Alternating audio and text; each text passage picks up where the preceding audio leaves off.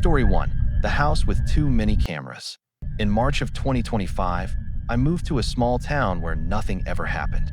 The kind of place where the grocery store closes early and people wave at strangers because there's no one else to wave at. I didn't know anyone besides a coworker who felt bad for me. So when she said her neighbors needed a house sitter for a week, I said yes without thinking. She described them as nice, just a little intense. That turned out to be the most accurate warning I've ever ignored. Their house sat off a rural road, surrounded by trees and empty fields. The kind of property that looks peaceful until you realize how far you'd have to run to find another human being. When I first met them, they were polite, but off. They didn't look at my face when I spoke. They looked at my hands, my posture, my throat, like they were measuring how easy it would be to overpower me. And they had cameras everywhere, not just outside. Inside too. Hallways, living room, kitchen corners, even the room they told me to use as an office. They laughed it off when I asked about it. The husband said, "Insurance. We run a business." I didn't push further. I told myself it was fine. People are weird, and I needed the money. The first night was normal. The second night was when things started to slide. I was working at the desk in their office when I noticed the monitor that displayed the camera feeds had a black square. The driveway camera was offline. Rural internet. That was my first excuse.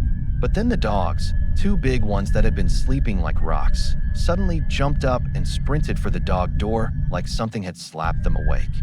They hit the yard barking like their lives depended on it. I stood there frozen, staring at the dog door like it might swallow me next.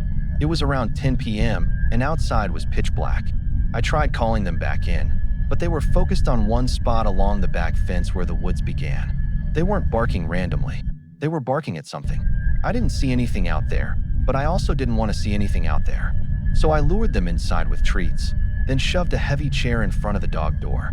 I even tested it, pushed it, tugged it. The chair wasn't going anywhere. I went to bed with the lights on.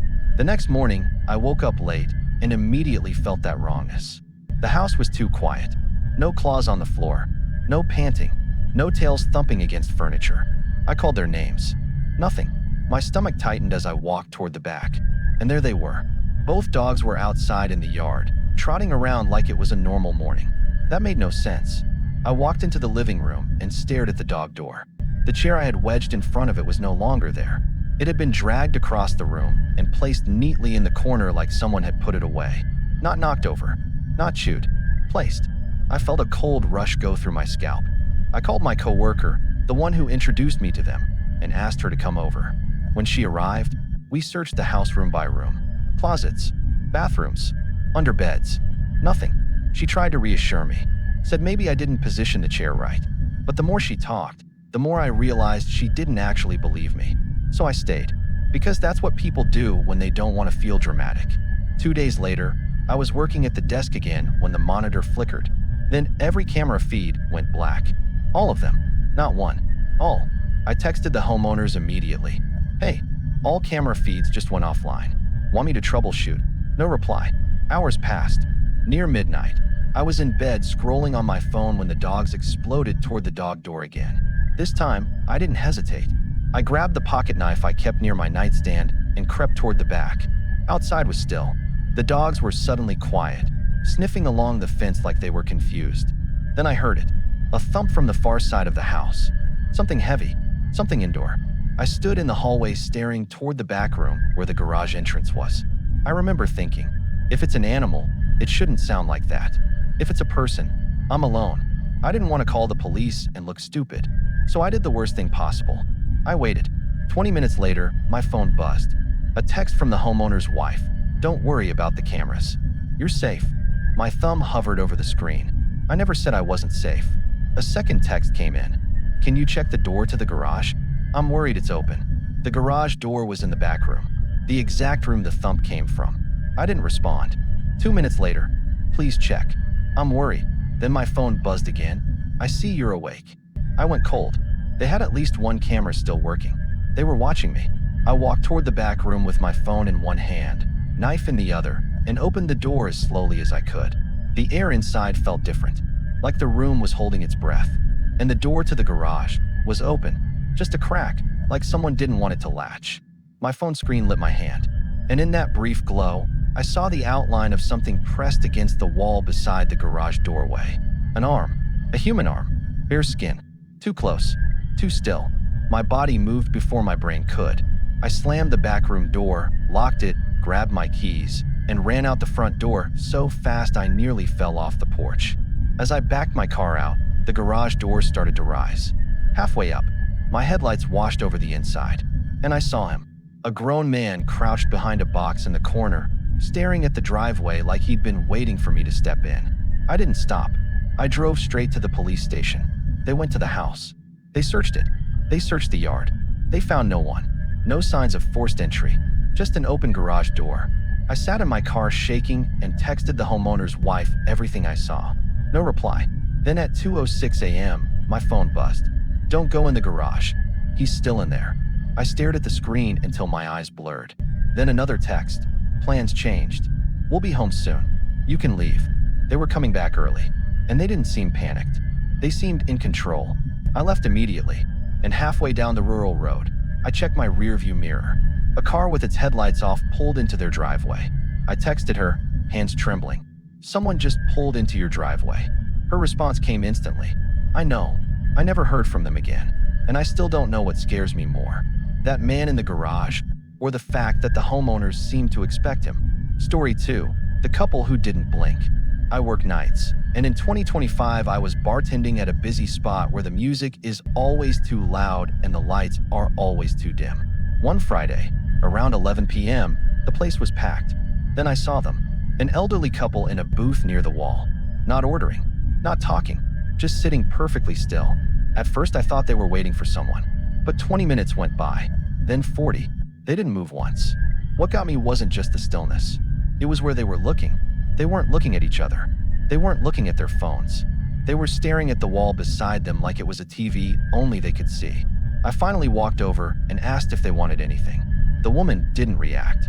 The man turned his head slowly, like his neck was stiff. His eyes landed on me, and I felt that instant, irrational fear, like an animal realizing it's being watched by something higher on the food chain. He didn't speak. He just shook his head once. Firm. Final. I stepped away and tried to shake it off. Later, when I looked again, they were both staring directly at me. Not a casual glance. Not curiosity. They were locked on me like I'd done something wrong. I looked away and forced myself to keep working. When I checked again a minute later, the booth was empty. No coats. No bags. Nothing. Like they were never there. At closing, I asked my coworker if she saw the couple. She looked at me like I was messing with her. She said she'd remembered everyone who came in that night, down to what they ordered, but she didn't remember them. When I walked out to my car, the parking lot was mostly empty, and across the street, under a lone streetlight, two silhouettes stood motionless, facing me. The same shape, the same stillness. I didn't wait. I got into my car and drove, and I still can't explain why that moment felt less like fear and more like being noticed. Story 3. The signal across the water. A friend of mine has access to a lakeside house his family barely uses. In the summer of 2025, he invited me out for a quiet weekend. We were sitting on the dock at dusk, drinking beers and talking about nothing, when we noticed a light flickering across the water. At first, we thought it was a reflection, but it kept flashing. 3 short, 3 long, 3 short. Even I knew what that meant. SOS. There was no cell service out there unless you were close enough to connect to the house Wi-Fi. So we made a dumb decision. We took a kayak and went across the lake. When we reached the property where the signal came from, the place looked abandoned. Dock half collapsed. Yard overgrown. No porch light. No sound. We didn't go to the front door. We found an unlocked window and slipped inside. The house was empty in a way that felt wrong. Not empty like nobody's home. Empty like nobody ever lived here. No furniture. No photos. No clutter. Just bare rooms. We found the stairs and crept up to the second floor. In the room facing the lake, we found it. A projector aimed at the window. That's when the fear hit us at the same time. The SOS wasn't a cry for help. It was bait. My friend bolted first. As we ran down the stairs, we heard a door swing open behind us. Then heavy footsteps. Fast. Not running like a panicked person. Running like someone who knew exactly where we were. We burst out the window and sprinted toward the water. And that's when we realized The kayak was gone. A figure appeared from the side of the house and ran toward us. Big, adult, moving fast. My friend didn't hesitate. He jumped into the lake fully clothed. So did I. We swam across on pure adrenaline, lungs burning, arms cramping, eyes locked on the distant lights of our side. When we finally reached the dock, we called the police. They crossed the lake. They searched the house. And they came back with the most frustrating sentence anyone can hear after something like that. They found nothing. No signs of anyone inside. No kayak. No footprints. Just an empty house, like it had always been empty. But sometimes I still think about how quickly that kayak disappeared, and how close we were to being stuck on that shore. Story 4. The party that wasn't real. In early 2025, a guy moved into the huge house next to mine. He seemed normal at first. Friendly. Same age. Then he stopped existing. No visitors. No deliveries. No leaving. His car just sat in the driveway like a prop. One night around 2 a.m., I woke up to loud party noise next door. Music, laughter, shouting, and cars. A line of them in his driveway. I was annoyed more than scared, so I walked over to knock. No answer. I tried the handle. The door swung open. Inside the foyer was a pile of shoes. A lot of them. But the house was empty. No voices. No movement. The party sound was coming from somewhere deeper inside. And then I realized what it was. It wasn't people. It was a recording. A looping audio track of a party. Clinking glasses. Laughs. Random shouting. Like someone was trying to make the house sound occupied. I should have left right then. But I didn't. I moved quietly until I found a basement door cracked open. Downstairs, it smelled like harsh cleaning chemicals. And I heard a heavy mechanical sound. Grinding. Rhythmic. Through a partly open door, I saw 3 older men in protective gear. Goggles. Thick gloves. Boots. They were staring at something I couldn't see. Then one of them turned slightly, and I caught the bleach smell stronger. My stomach dropped so hard it felt like a physical hit. I backed away, and as I did, the basement door behind me closed softly. Not slammed. Closed like someone didn't want to be heard. I ran. I didn't call the police because I couldn't explain it without sounding insane. The next morning, every car was gone. So were the shoes. So was his car. And he never came back. For months, packages piled at his door. Grass grew tall. No one maintained the place. And sometimes late at night, when the neighborhood is silent, I swear I can still hear faint laughter next door. Like the recording is still playing for someone who isn't there. Story 5. The Whistling Time. After a rough breakup, I rented a small house outside town. Quiet. Cheap. Surrounded by woods. I thought it would be a reset. The first week was fine. Then, one night, I woke up to whistling outside. Not a song I recognized. Just a slow, broken tune. It stopped when I got out of bed. The next night, it happened again, closer. Then again, closer. Always around the same time. 1:17 a.m. Eventually, I called the local sheriff's office. An older deputy came out, listened, and said something that made my blood turn cold. He said, "The man who lived here before you used to call about the same thing. He told me to keep doors locked." So I did. Then the whistling moved from outside to the porch, then the shed, then the back door. And one night, I heard it from inside the house. In the hallway, I sat up in bed, heart pounding, listening to the whistling move slowly closer like footsteps without the steps. I grabbed a gun I barely knew how to use and flicked on the hallway light. Nothing. 2 nights later, I woke up at 1:17 a.m. to knocking. 3 slow knocks.